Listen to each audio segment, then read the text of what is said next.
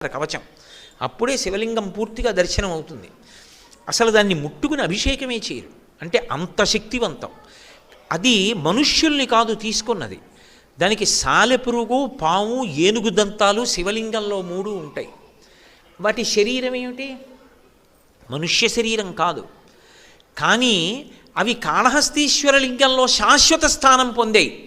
కాళహస్తి లింగం కింద ఉంది, ఆయన కన్నా పైన ఎవరున్నారు? ఒక చించు ఉన్నాడు, కన్నప్ప.